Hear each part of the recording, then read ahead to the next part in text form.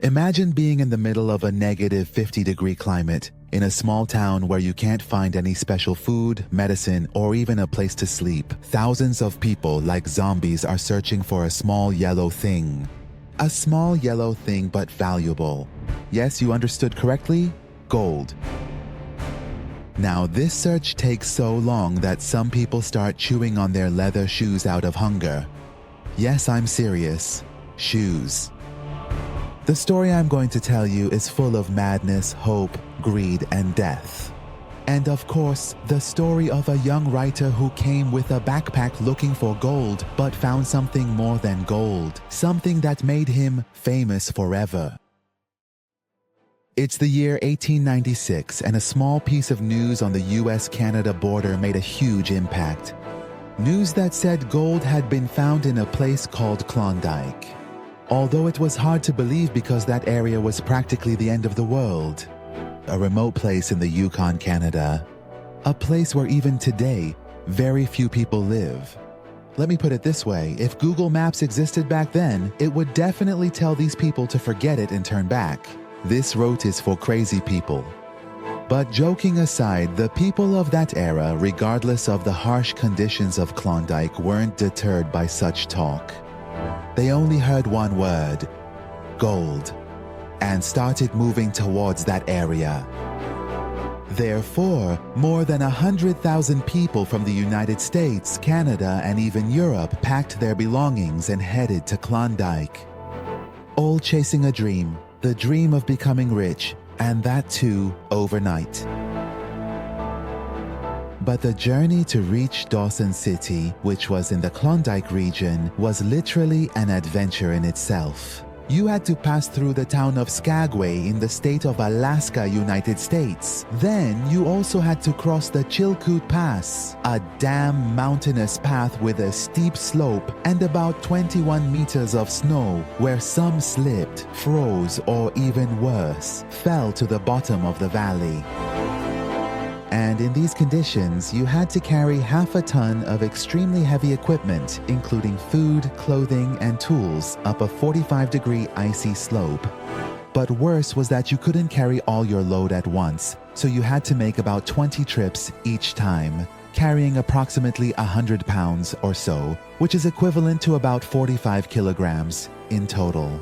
Although the result was even more disappointing, because many, when they finally reached Dawson, were faced with the bitter truth that most of the gold-bearing lands had already been claimed by a select few.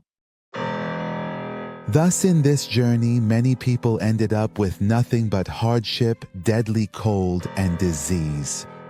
It can be said that out of the tens of thousands who came, only a handful actually found the gold they were seeking.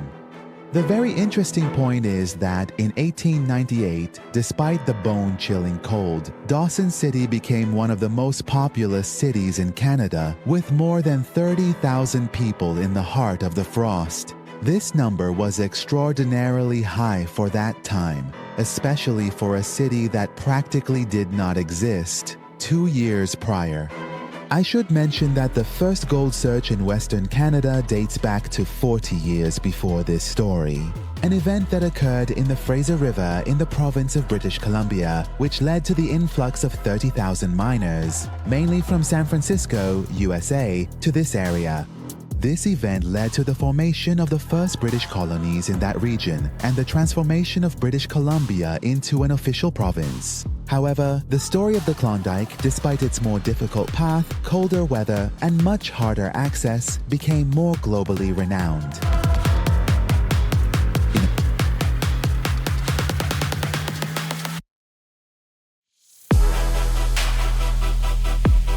In the Klondike story, many had strange and unusual experiences.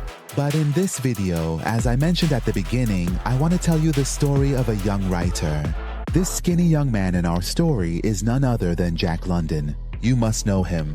The famous author of the books The Call of the Wild and White Fang.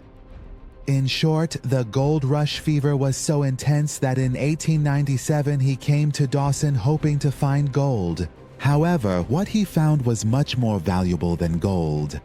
No, don't get it wrong. There was no news of diamonds or other jewels either. In fact, Jack London spent the long, cold Yukon nights writing in a small wooden cabin.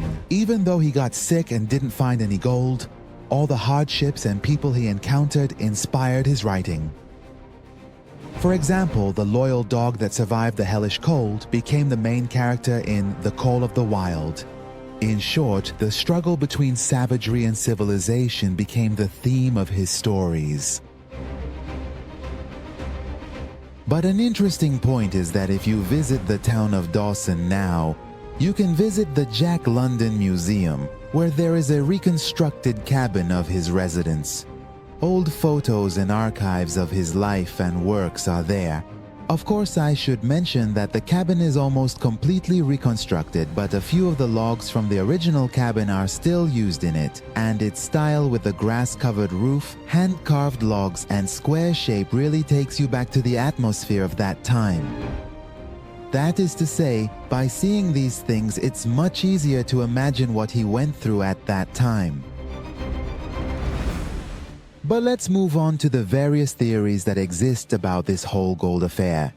Some say that the whole gold rush discussion was more of a political and promotional move rather than an actual economic issue, aimed at drawing people to the north and filling Canada's borders.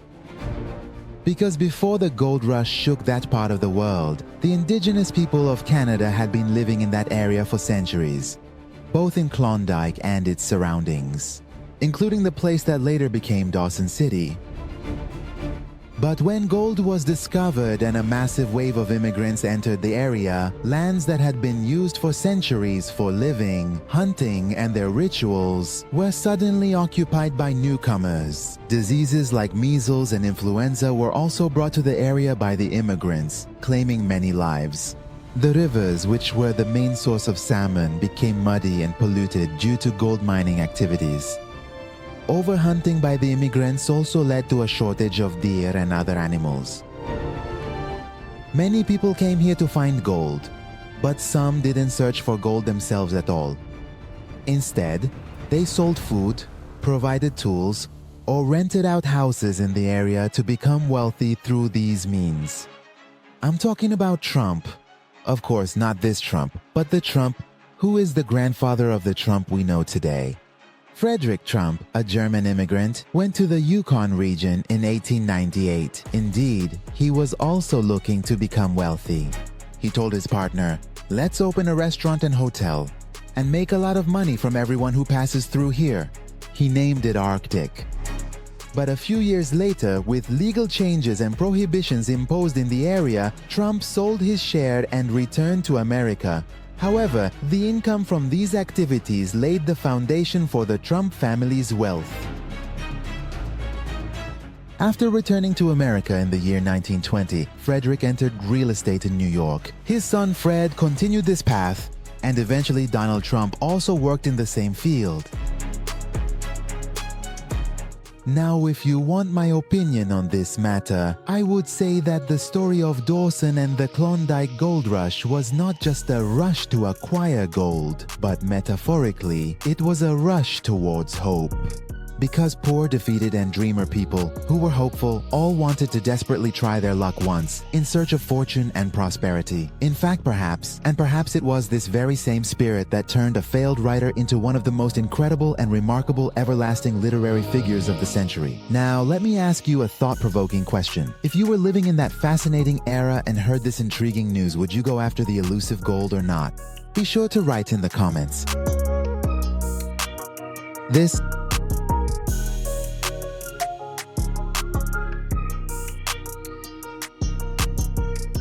story has a big lesson, that things don't always go the way you think they will. You might go after gold and maybe become rich or maybe not. But perhaps you might find things more valuable than gold. For example, during this journey, you might become a great writer and write stories that impact millions of people. The writer of our story might not have found gold, but he found something that was more valuable to him than any gold for the rest of his life. Inspiration, meaning, and stories that are still alive and breathing even now.